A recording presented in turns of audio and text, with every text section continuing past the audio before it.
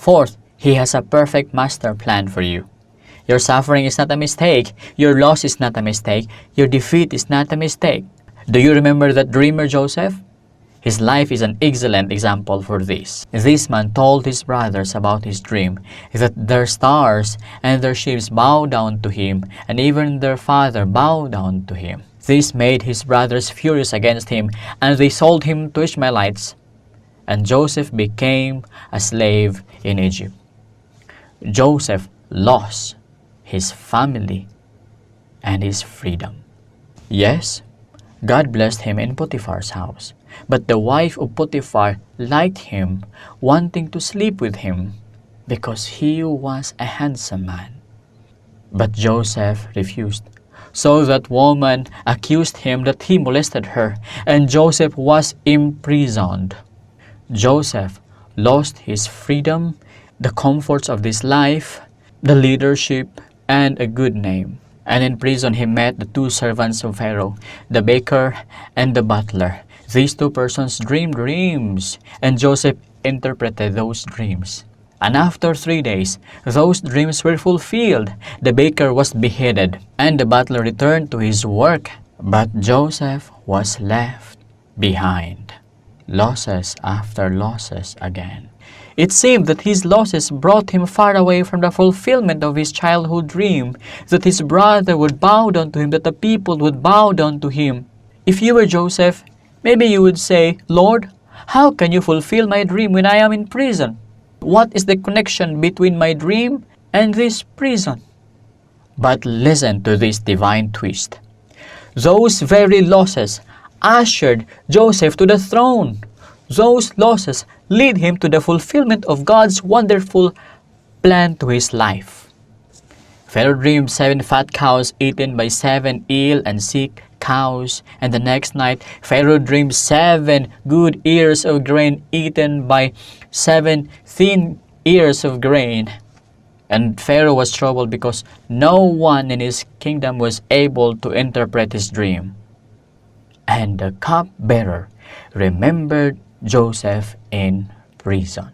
And he mentioned the name of Joseph before Pharaoh. And Pharaoh took Joseph out of prison and made him to interpret his dream. And Joseph told Pharaoh that the meaning of his dreams is this.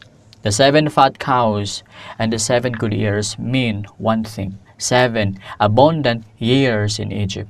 And the meaning of 7 thin cows and 7 thin ears are 7 years of famine which would follow after the 7 years of abundance.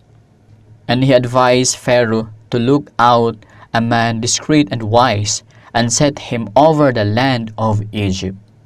And the thing was good in the eyes of Pharaoh, and because there was none wiser than Joseph, Pharaoh appointed Joseph as the ruler, governor of the entire Egypt. And Pharaoh said unto Joseph, See, I have set thee over all the land of Egypt. And Pharaoh took off his ring from his hand, and put it on upon Joseph's hand, and arrayed him in vestures of fine linen, and put a gold chain about his neck. And he made him to ride in the 2nd chariot which he had.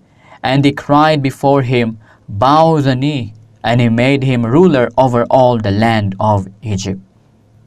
And Pharaoh said unto Joseph, I am Pharaoh, and without thee shall no man lift up his hand or foot in all the land of Egypt.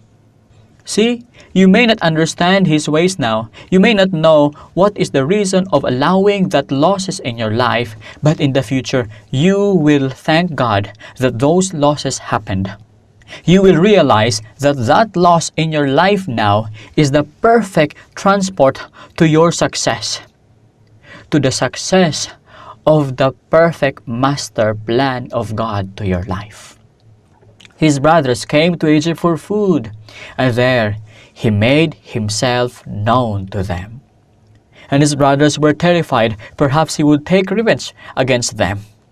And Joseph consoled them, saying, But as for you, you meant evil against me, but God meant it for good, in order to bring it about as it is day, to save many people alive. Look at that. You meant it evil against me, but God meant it for good. Maybe some people took your money to harm you, but God meant it for good. Maybe God allowed Satan to take your children, to take your husband, to take your wife, to harm you, but God meant it for good. Maybe you lost your job, you lost your finances, and your health, and even your good name. God allowed it for good. Remember the verse in Romans 8:28? And we know that all things work together for good to them that love God, to them who are the called according to His purpose. All things work together for good. All things work together for good. And what good? Now observe carefully. Observe carefully. Joseph did not say, in order to bring it about as it is this day, to reign in Egypt and enjoy its riches. But he said, in order to bring it about as it is this day, to save many people alive. The purpose is to become a savior of the entire Egypt and the nations surrounding. Just like Jesus, the savior of the entire world from sin. My friends, let me remind you, all things work together to make us like Christ. The ultimate goal is Christ-likeness. All things work together for good, and that is to make you like Christ. The ultimate goal is Christ-likeness. Look at Joseph.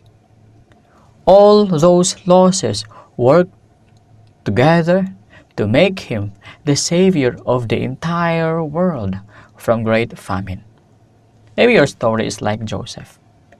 Maybe you lost your wife now, you lost your husband, you lost your children, you lost your money, you lost your good name. Because God wanted you to become a blessing to others in the future.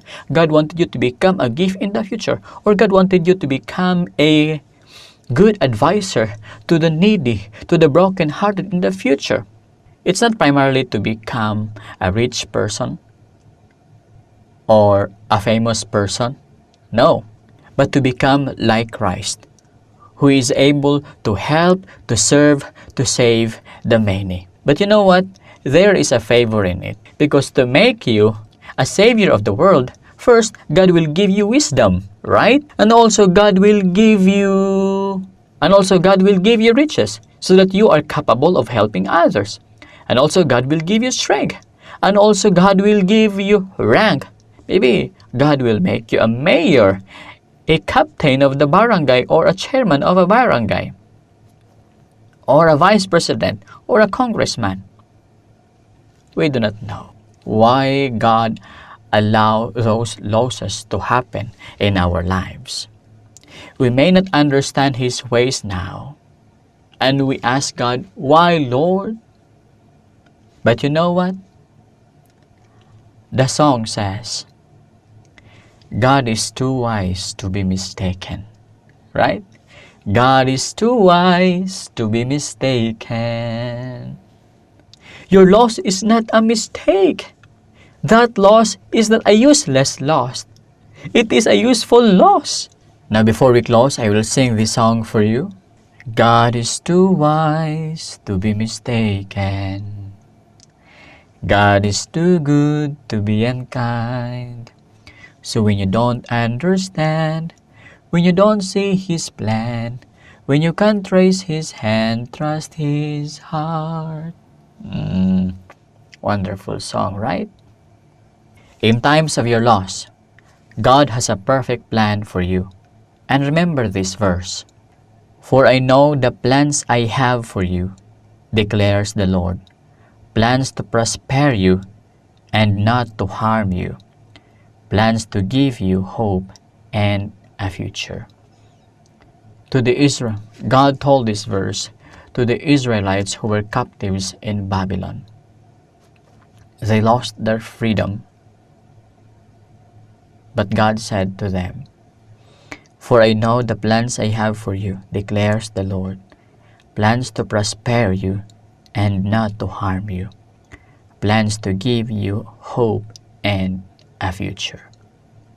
Thank you very much for watching. If you are blessed with the message from the Bible, please subscribe and click that notification bell so you will not miss our updates.